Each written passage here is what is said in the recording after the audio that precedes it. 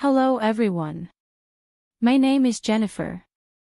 I didn't grow up rich, but I still managed to get a job and get married.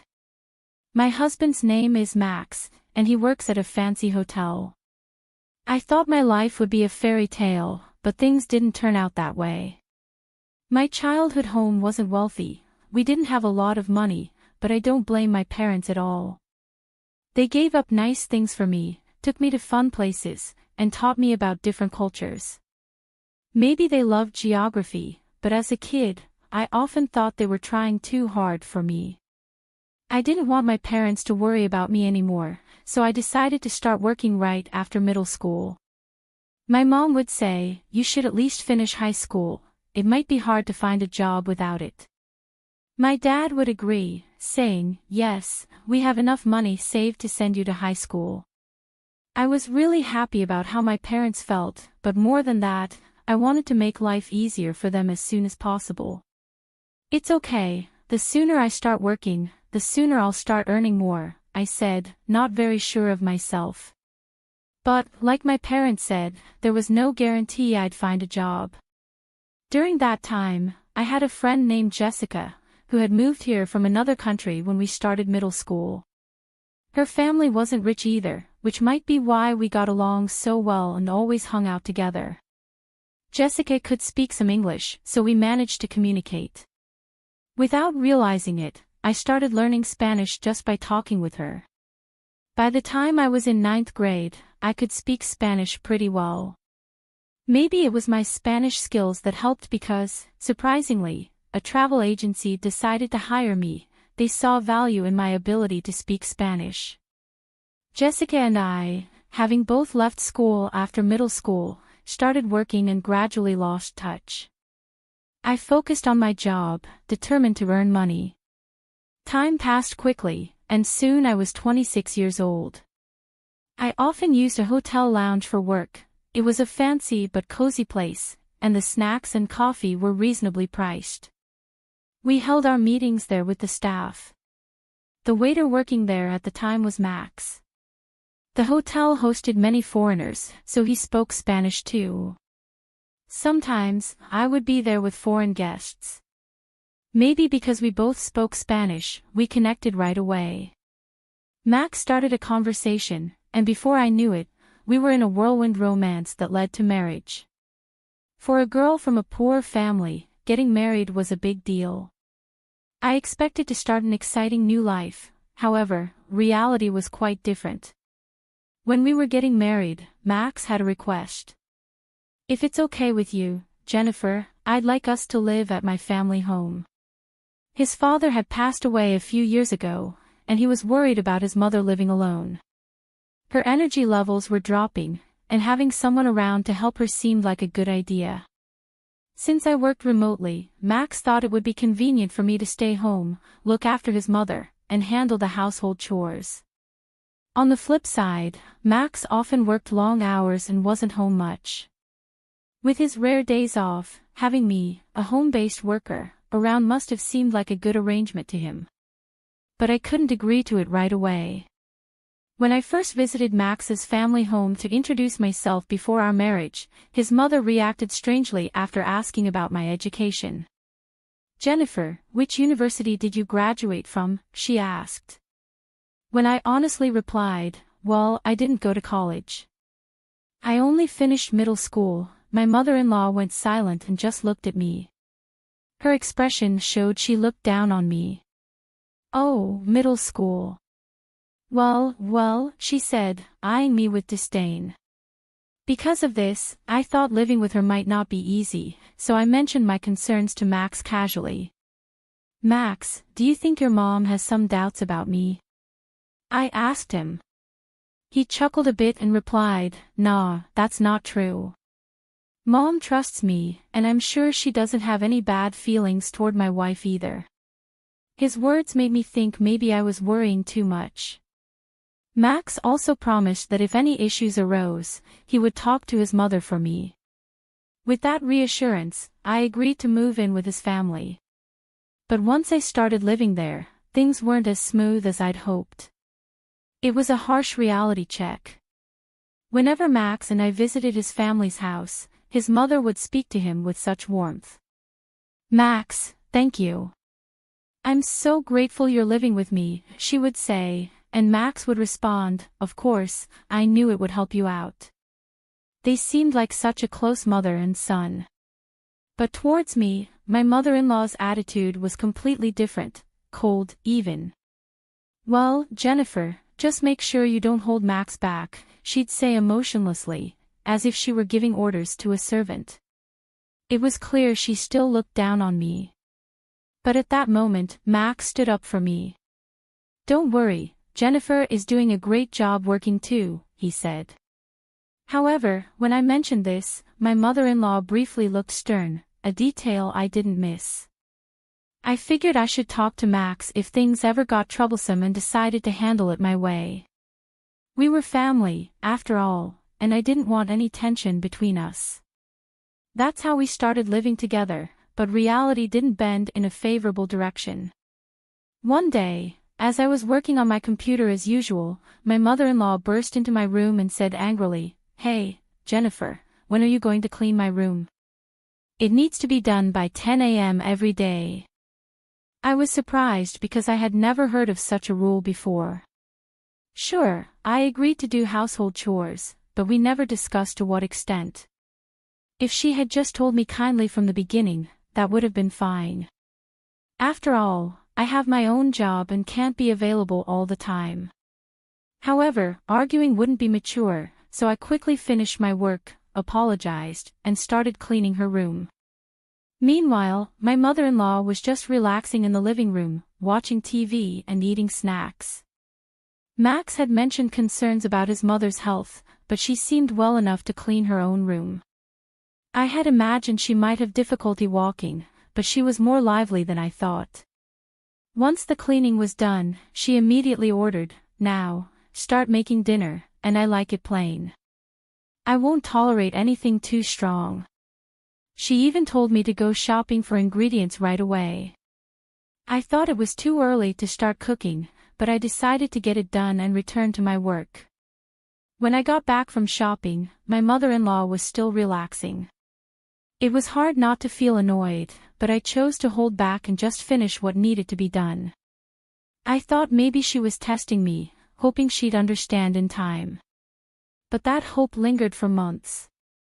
There were days when she complained about me being just 5 minutes late with the laundry or that the bathtub wasn't cleaned perfectly, nitpicking to an almost obsessive degree.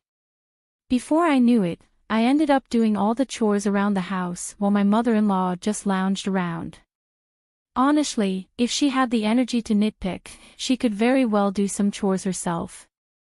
I started to worry that if this continued, it would start affecting my job too. That was the last thing I needed. So, I decided to wait until the evening to talk to Max about it. Once my mother-in-law had gone to bed, I told him everything. "Hey, I think your mom just doesn't like me. I'm getting so tired of being constantly criticized," I said. But Max just chuckled and said, "Come on, that can't be true. Mom's a kind person. There won't be any issues as long as Jennifer doesn't do anything strange. Please try to get along with her." He didn't believe me. Maybe it's because she's always doting on him and never complains to him. In fact, when Max is around, my mother-in-law says, "Jennifer, why don't we take a break and have some tea?" But even knowing that, there's a limit to my patience with this kind of life. I spend all day doing household chores and end up having to work on my job at night. To be honest, my trust in Max is starting to fade. If nothing changes, I might just collapse from all the stress. Then, in the midst of all this, my mother-in-law dropped a bombshell. "Jennifer, I'll be away for about a week, about 3 months from now, so make sure you keep the house in order, okay?" She sprang this on me out of nowhere. When I asked what was going on, she said, "Max suggested we go on an overseas vacation." That's my boy, always knowing. I was thrilled at the thought of traveling abroad. I couldn't wait. But when my mother-in-law dropped the bomb about the vacation, I was shocked. Max hadn't mentioned a word of it to me, and it seemed like I was being left out, expected to stay behind and manage the house. I needed to talk to Max about this right away, so I brought it up that night. His response was surprising. "Oh, Mom already told you. But you're coming too, right?" It turned out we had misunderstood each other. It seems my mother-in-law had lied to me. Even if Max wanted me to go, I couldn't possibly enjoy a trip with her. In frustration, I told him, "I don't want to go. I can't possibly have a good time with your mother." Then Max completely lost it and lashed out. "Jennifer, what the heck are you saying? How long are you going to keep up this childish nonsense? I won't allow you to speak ill of Mom like that. You better reflect on this. It's a vacation abroad, for crying out loud, and I want to enjoy it too," he retorted. I was completely shocked. I couldn't believe Max wouldn't trust me this much. Staying in that house had become nothing but agony for me. To prove to Max that I was telling the truth, I decided to take action. The next day, since Max was off work, the three of us had breakfast together. That's when I confronted my mother-in-law. "You're trying to leave me out of the trip abroad, aren't you?" I asked.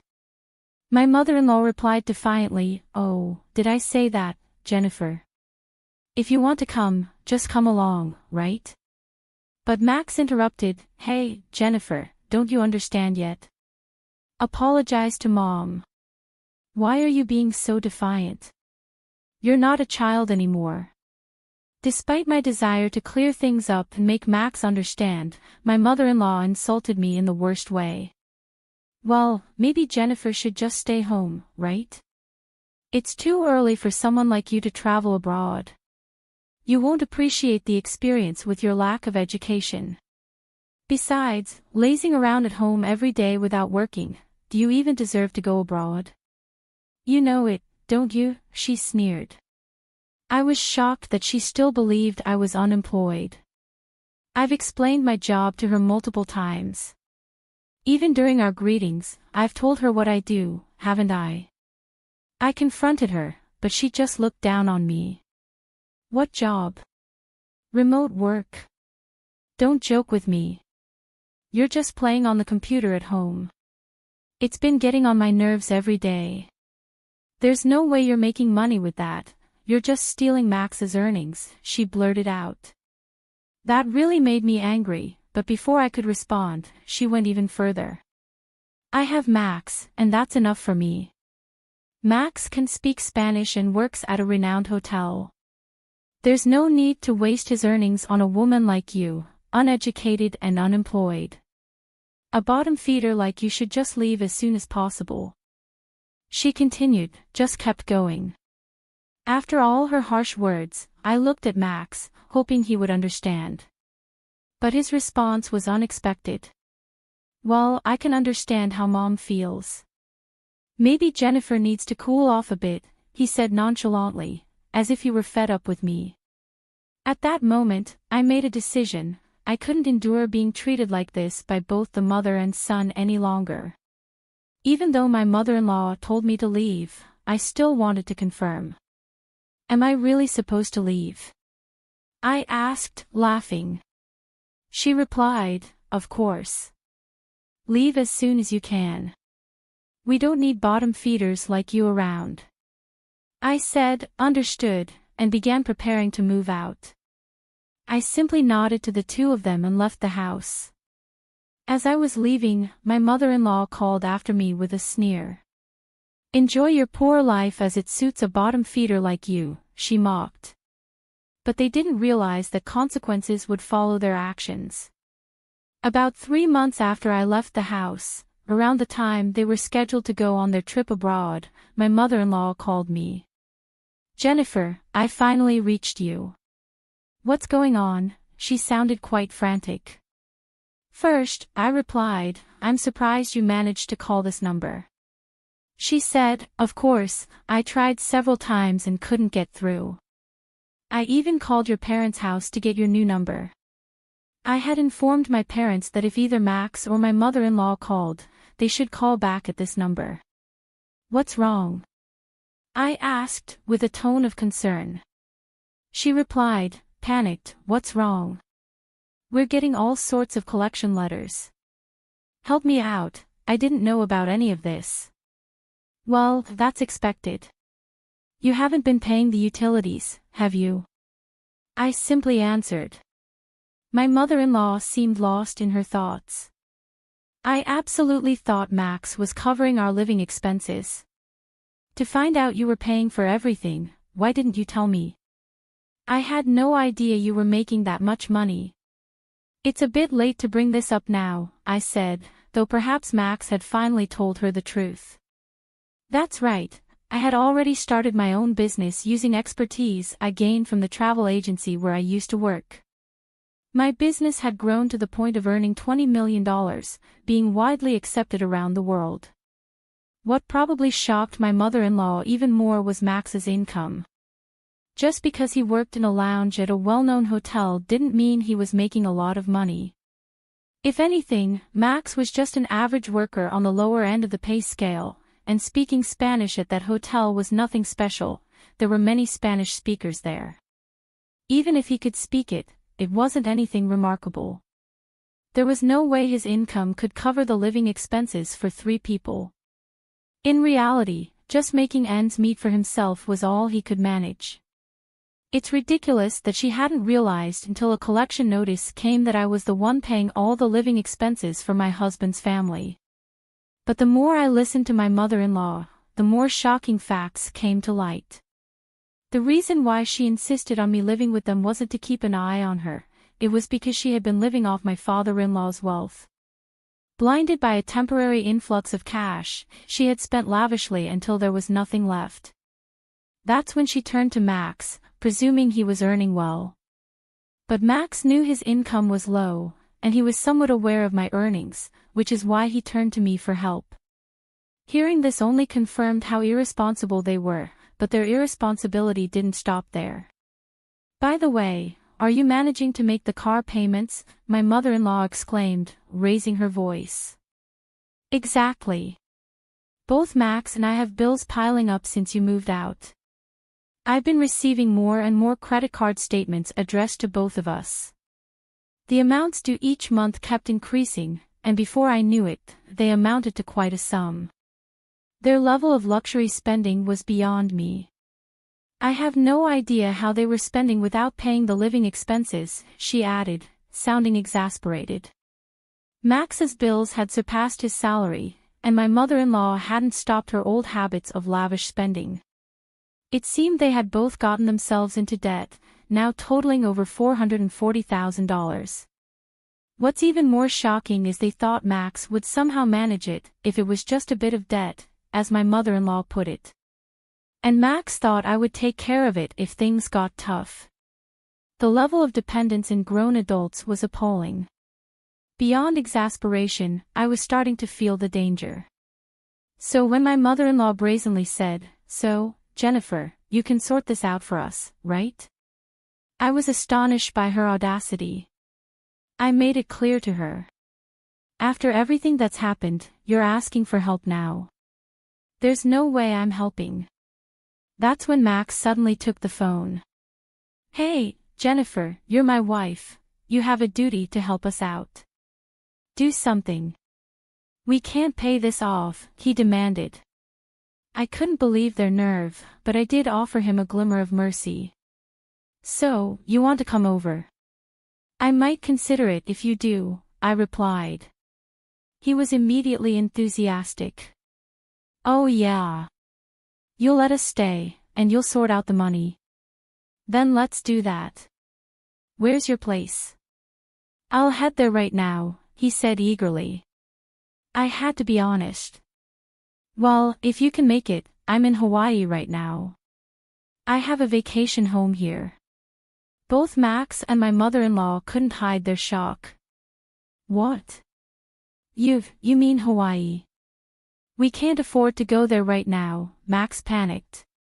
I calmly replied, "Weren't you planning to travel abroad? Just swing by Hawaii, your mother would love it.